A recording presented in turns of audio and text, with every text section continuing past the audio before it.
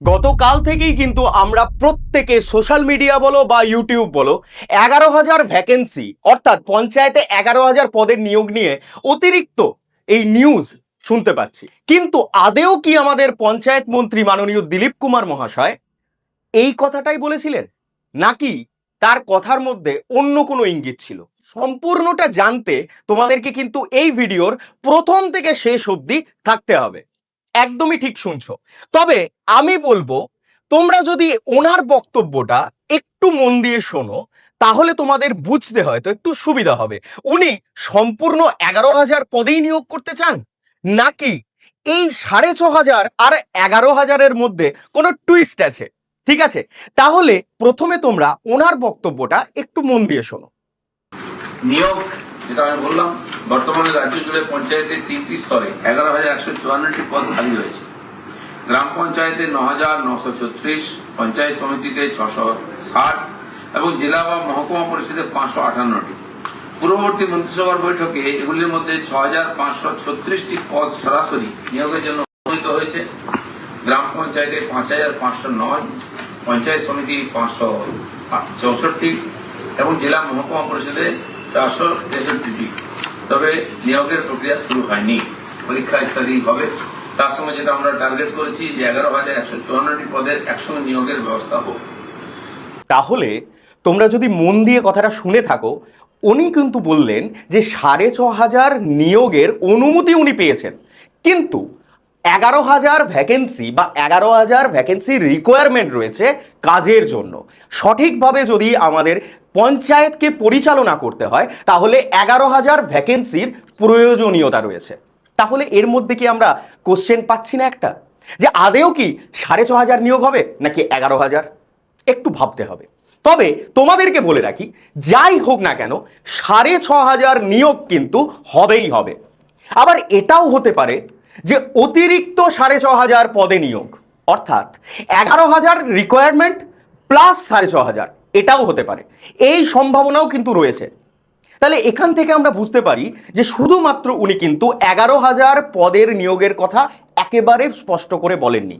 উনি বলেছেন 6,500 পদ তার নিয়োগের অনুমতি পেয়েছেন, 11,000 পদের রিকোয়ারমেন্ট রয়েছে, এই কথাগুলো কিন্তু উনি বলেছেন। এবার আমরা যেটুকু আন্দাজ করতে পারছি যে 6,500 পদে তো নিয়োগ হবেই, সেটা বেড়ে 11,000 হতে পারে বা তারও বেশি। এটুকু আশা করি বুঝতে আর কারোর অসুবিধা নেই। তবে শুধুমাত্র পদে নিয়োগ হলেই কি চাকরিটা হয়ে যাবে, নাকি তুমি আর আমি শুধু নিউজটা শুনে চাকরিটা পাবো? সেটা তো সম্ভব না। তার জন্য আমাদের কমপ্লিট প্রিপারেশনের প্রয়োজন আছে। আর শুধুমাত্র প্রিপারেশনের কথাই না, আমাদেরকে জানতে হবে, আমাদেরকে বুঝতে হবে যে কোন কোন পদে কিভাবে ওনারা নিয়োগ করতে চাইছেন, তার জন্য যোগ্যতাটা কত দরকার। আমাদের কি কম্পিউটার সার্টিফিকেটটা খুব এসেনশিয়াল সমস্ত পদের জন্য, নাকি কিছু পদের জন্যই আমাদের কম্পিউটার সার্টিফিকেট লাগবে? এই এক একটা তথ্য আমি তোমাদের সম্পূর্ণভাবে তুলে ধরবো। তাই ভিডিওটা শুরু থেকে শেষ অবধি তোমরা দেখতে থেকো, কেমন? Hello everyone, welcome to BSACI. আমি তোমাদের সত্যজিৎ স্যার। যেমনটি তোমরা জানো যে বিএসএসিআই সবার আগে সব সময় তোমাদের জন্য সঠিক তথ্য নিয়ে আসে, সেই রকমই এই তথ্য নিয়ে আজকে আমি তোমাদের সামনে হাজির হয়েছি। আগামী দিনে পঞ্চায়েতের যে বিপুল শূন্য পদ তার রিক্রুটমেন্টের জন্য যে নোটিফিকেশন আগামী দিনে আসতে চলেছে, এই ভিডিওর মাধ্যমে তোমরা প্রত্যেকে ঘরে বসে বুঝে যাবে যে তোমাদের কি করণীয়, তোমাদের কি প্রয়োজন রয়েছে এই চাকরিটাতে একটা সিট তোমার করে নেওয়ার জন্য। তাই একদম স্কিপ না করে দেখতে থাকো। প্রথমেই তোমাদেরকে বলে রাখি, এত বড় বিপুল ভ্যাকেন্সি নিয়ে একটা সরকারি চাকরির নিয়োগ বিগত 10-15 বছরে কিন্তু হয়নি। তাই এই ঝড়ে আমাদেরকে কিন্তু গা ভাসালে হবে না, আমাদেরকে শক্ত খুঁটি হয়ে থাকতে হবে এবং প্রিপারেশনটা নিতে হবে একদম সঠিকভাবে। তাই প্রত্যেককে আমি বলবো, যারা যারা এই মুহূর্তে ভিডিওটা দেখছো তারা এই যে নাম্বারটা তোমাদের স্ক্রিনে রয়েছে এই নাম্বারে একটা হাই লিখে পাঠাও, যাতে তোমাদের কাছে সবার আগে সঠিক তথ্য, সঠিক নোটিফিকেশন এবং ক্লাসের ডিটেলসও আগে পৌঁছায়, যেটা বিএসসিসিআই কম্পিটিটিভে তোমরা সবসময় অ্যাটেন্ড করে থাকো। সেই ক্লাসের ডিটেলস বলো, পিডিএফ বলো বা কোনো লেটেস্ট নিউজ বলো, সবকিছুই কিন্তু তোমরা পাবে এই গ্রুপের। কেমন? তাই এই নাম্বারে শুধু একটা হাই লিখে পাঠাও আর ডাইরেক্টলি আমার সাথে কানেক্ট করে নাও। চলো এবার যদি তোমাদের বলি প্রথমেই যে বয়স সীমাটা কত, কারণ বিগত 10-15 বছর ধরে আমাদের নিয়োগ না হওয়ার জন্য যে এজ প্রত্যেকের বেড়েছে, তার জন্য কি কোনো ছাড় পেয়েছি? একদমই তাই। সরকারের প্রথমেই এসে যে ঘোষণাটা করেছিলেন যে সরকারি চাকরির পরীক্ষায় 5 বছর এক্সট্রা দেয়া হলো, তার সুযোগ কিন্তু আমরা এখানেও পাবো। অর্থাৎ যারা জেনারেল ক্যাটাগরিতে রয়েছে তারা কিন্তু 18 থেকে 40 বছর পর্যন্ত সুযোগ পাচ্ছ। এবং তার সাথে সাথে বলে রাখি, যারা ওবিসি প্রার্থী রয়েছে তাদের জন্য 3 বছরের ছাড়, এবং যারা এসসি এসটি রয়েছে তাদের জন্য 5 বছরের ছাড়। অর্থাৎ ছাড়গুলোও কিন্তু এখানে রইল। আর তার সাথে সাথে যেটা 35 ছিল সেটা এখন হয়ে গেছে 40 জেনারেলদের জন্য। তাহলে বয়সের ছাড়টা অনেকটাই পেয়েছো, তাই তো? এরপর যদি আমি বলি যে যোগ্যতাটা কি দরকার, যোগ্যতা দরকার তোমাদের 8 পাস। একদমই ঠিক শুনছো। যদি মাধ্যমিক পাস করে থাকো তাহলে তুমি অবশ্যই ক্লাস 8 পাস করেছো, তারপরে তুমি মাধ্যমিক দিয়েছো।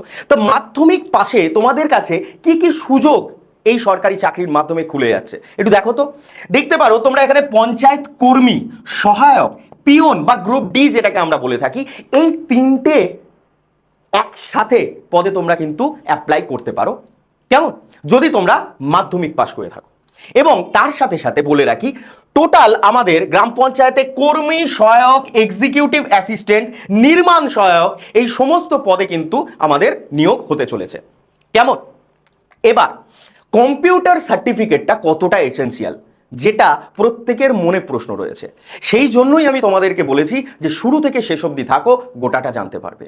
দেখো, কম্পিউটার সার্টিফিকেটের কথা যদি বলি, তাহলে এই যে গ্রাম পঞ্চায়েত সহায়কের জন্য কিন্তু কম্পিউটার সার্টিফিকেটের কোনো প্রয়োজনীয়তা নেই। অর্থাৎ মাধ্যমিক পাশে যে 3টে চাকরির কথা আমি তোমাদেরকে বললাম, এই সহায়ক পদের জন্য যে সেখানে কিন্তু তোমার কোনো কম্পিউটার সার্টিফিকেটের প্রয়োজনীয়তা নেই। মনে থাকলো? তাহলে আমাদের সার্টিফিকেটটা প্রয়োজন কোথায়? না, সার্টিফিকেটের প্রয়োজন রয়েছে, আমি একদম পুরো ডিটেলে তোমাদের জন্য নিয়ে এসেছি। দেখো, সহায়কে কোনো সার্টিফিকেটের প্রয়োজন নেই, কিন্তু যদি ডেটা এন্ট্রি অপারেটর হও তাহলে তোমার যোগ্যতাও হতে হবে মাধ্যমিক, আবশ্যক হতে হবে কম্পিউটার সার্টিফিকেট, এবং তার সাথে সাথে একটা টাইপিং টেস্ট যেটা আছে সেটাও তোমাকে দিতে হবে। এবং ওয়ার্ড পার মিনিট আমি এখানে মেনশন করে দিয়েছি, +-2 বা 5 তোমরা করে নিতে পারো, এটা কিন্তু আবশ্যক। ওকে। তাছাড়াও যদি আমরা বলি ক্লার্ক কাম টাইপিস্ট, সেখানে কি লাগে? অবশ্যই লাগে। আমাদের সার্টিফিকেট তো লাগবেই, তার সাথে সাথে আমাদের টাইপিং টেস্টও দিতে হবে। এবং যদি বলি অ্যাকাউন্টস ক্লার্ক, সেখানেও লাগছে। ঠিক আছে? তাহলে এই মাধ্যমিক পাশে যদি আমরা এই 4টে পদের কথা বলি, তাহলে তার মধ্যে শুধুমাত্র একটাই পদ রয়েছে যেটার জন্য টাইপিং টেস্টের কোনো প্রয়োজনীয়তা নেই। ঠিক আছে? বাকি সমস্ত পদে কিন্তু আমাদের টাইপিং লাগছে। এরপর চলে আসি 8ম পাস বা 8th পাস, যেটাকে আমরা বলে থাকবো পঞ্চায়েত কর্মী। এই পঞ্চায়েত কর্মীতে বা পিওনের পদে যদি তোমাদের নিয়োগ করতে হয় বা তোমরা যদি ফর্ম ফিল আপ করে থাকো, সেক্ষেত্রেও কিন্তু তোমাদের কোনো কম্পিউটার সার্টিফিকেট লাগছে না। ওকে। এরপর যদি বলি 12 পাসের পোস্ট রয়েছে, যেটা হচ্ছে আমাদের পঞ্চায়েত সেক্রেটারি, সেখানে তো লাগবেই। এবার পরিষ্কার কথায় যদি আমরা দেখে নিই যে আমাদের ঠিক পরীক্ষাটা থেকে আমাদের রিক্রুটমেন্ট পর্যন্ত কতগুলো প্রসেস রয়েছে।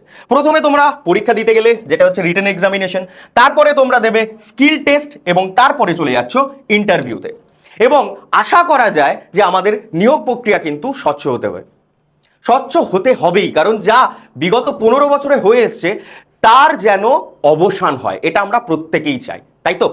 তাই এই যে নিয়োগ প্রক্রিয়া যেটা আগামী দিনে হতে চলেছে, তাই আমরাও চাই প্রত্যেকে যে সঠিকভাবে যেন হয়। চলো, কিন্তু এই যে তোমরা নিয়োগ প্রক্রিয়ার অ্যাডভার্টাইজমেন্ট পাচ্ছ, আগামী দিনে তোমরা ফর্ম ফিল আপ করবে, তারপরে তোমরা এক্সামে বসবে। এক্সামে বসলেই কি চাকরিটা পাওয়া যায়? আমি ভিডিওর প্রথমেই বলেছিলাম যে এক্সামে বসে বা ফর্ম ফিল আপ করলেই চাকরি পাওয়া যায় না, তার জন্য দরকার সঠিক প্রিপারেশন। আর এই সঠিক প্রিপারেশন এবং গাইডেন্স যদি না থাকে, আমাদের কিন্তু এই হাতের কাছে যে সুযোগ রয়েছে সেটা কিন্তু হাতছাড়া হয়ে যেতে পারে। তাই প্রত্যেককে আমি বলবো যে আমাদের যে পঞ্চায়েতের প্রিপারেশন ক্লাসেস চলছে এবং যে আমরা কোর্সটা নিয়ে এসেছি তোমাদের জন্য, সেটাতে নির্দ্বিধায় তোমরা যুক্ত হতে পারো। তোমাদেরকে জানিয়ে রাখি, আমাদের কিন্তু ইতিমধ্যে পঞ্চায়েতের যে 1.0 বা প্রধান যে আমরা মূলত পঞ্চায়েতের ব্যাচ প্রথমে এনেছিলাম, সেটাতে কিন্তু আমরা পুরোপুরি সিট ক্লোজ করে দিয়েছি। তোমাদের জন্য যারা আরও আমাদের সাথে যুক্ত হতে চাইছো এবং যাদের সরকারি চাকরিটাই মেন লক্ষ্য, তাদের জন্য আমরা এনেছি পঞ্চায়েত 2.0 ব্যাচ। এবং আগের যে ব্যাচটা ছিল এই ব্যাচটার সাথে তার পার্থক্যটা কোথায়? না, আগের ব্যাচটার ভ্যালিডিটি ছিল 1 বছর, এই ব্যাচটার ভ্যালিডিটি তোমরা পাবে 6 মাস। চিন্তা করার কোনো কারণ নেই, কোয়ালিটিতে কোনো কম্প্রোমাইজ আজ পর্যন্ত বিএসসিসিআই করেনি, আগেও করবে না। আমি নিজে তোমাদের ওখানে অঙ্ক ক্লাস নেব এবং তার সাথে সাথে তোমরা আর কি কি পাচ্ছ, live class, study material, foundation, mock test, তার সাথে সাথে অনলাইন কোর্স তো পাচ্ছই, সিলেবাস, পিওয়াইকিউ, 6 মাসের ভ্যালিডিটি এবং রেকর্ডেড ক্লাস। যদি কেউ আমাদের সাথে লাইভ সেশনে যুক্ত হতে না পারো, তারা রেকর্ডেড ক্লাস দেখে নেবে, তবে সেটা কিন্তু সম্পূর্ণটা অ্যাপে। এবং এই যে তোমাদের এই প্রিপারেশনটা, এটা কেন এত গুরুত্বপূর্ণ? না, এখানে তোমরা সিলেবাস ভিত্তিক ক্লাস করতে পাবে, তোমরা মক টেস্ট, প্র্যাকটিস এগুলো সব করতে পারছো। বেঙ্গলি মিডিয়াম, যারা আমরা বাংলা মিডিয়ামের ছাত্র, ঠিক আছে, আমাদেরকে হাজারটা অন্যান্য অথারের ইংরেজি, হিন্দি বই পড়তে হয়, তো তাদের কাছে কিন্তু এটা সুবর্ণ সুযোগ বিএসসিসিআই এনেছে, সম্পূর্ণটা বাংলায়, ঠিক আছে। এবং তার সাথে সাথে প্রিভিয়াস ইয়ার যে কোশ্চেন অ্যানালিসিস, সেটা তো করেই থাকি আমরা। তো এই বিষয়ে আমি আশা করি আর কারুর কোনো ডাউট নেই। যদি কোনো ডাউট থেকে থাকে, তারা প্রত্যেকে স্ক্রিনে দেওয়া এই যে নাম্বারটা রয়েছে 9051435343, প্রত্যেকে এই নাম্বারে একটা হাই লিখে হোয়াটসঅ্যাপ করে দাও, আমরা অবশ্যই তোমার সাথে কানেক্ট হব।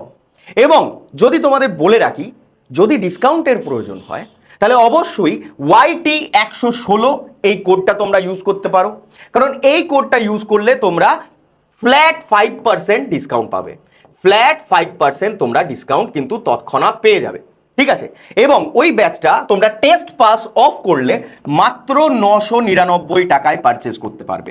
তবে এই পারচেজটা কিন্তু এখান থেকে বা ভিডিও থেকে হবে না, এই ভিডিও ডেসক্রিপশনে তোমরা যাবে, সেখানে তোমরা পেয়ে যাবে আমাদের বিএসসিআই ডিজিটাল লার্নিং অ্যাপের লিঙ্ক। সেই অ্যাপটা তোমাদের ইনস্টল করতে হবে, নিজের ফোন নাম্বার দিয়ে লগ ইন করার পর তোমরা আমাদের পেড কোর্সে গিয়ে অবশ্যই এই ব্যাচটাকে একবার চেক আউট করো, এবং তার সাথে সাথে যে ফ্রি কোর্সটা অ্যাভেলেবেল রয়েছে সেটা নিতেও কিন্তু ভুলবে না, ঠিক আছে।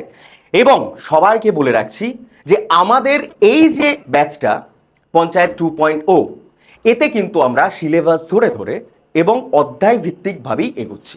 সুতরাং প্রত্যেকে আমাদের সাথে জুড়ে যাও। আর ভিডিওর শেষে প্রত্যেককে বলে রাখি, যদি তোমাদের এই ভিডিওতে কিছু বুঝতে অসুবিধা হয়ে থাকে, তাহলে অবশ্যই কমেন্ট সেকশনে কমেন্ট করতে ভুলো না যে তোমাদের কি বিষয়ে ইনফরমেশন দরকার। যারা এতক্ষণ ধরে শেষ পর্যন্ত আমার সাথে জুড়ে রইলে, তারা প্রত্যেকে লাইক করতে ভুলো না এবং অবশ্যই ভিডিওটাকে কিন্তু শেয়ার করে দিও, কারণ ভিডিওটা ইনফরমেটিভ। আর হ্যাঁ, যারা নতুন রয়েছে আমাদের এই চ্যানেলে, অর্থাৎ বিএসসিআই কম্পিটিটিভ চ্যানেলে, তারা কিন্তু অবশ্যই সাবস্ক্রাইব করে নিও। থ্যাংক ইউ এভরিওয়ান, দেখা হচ্ছে লাইভ ক্লাসে।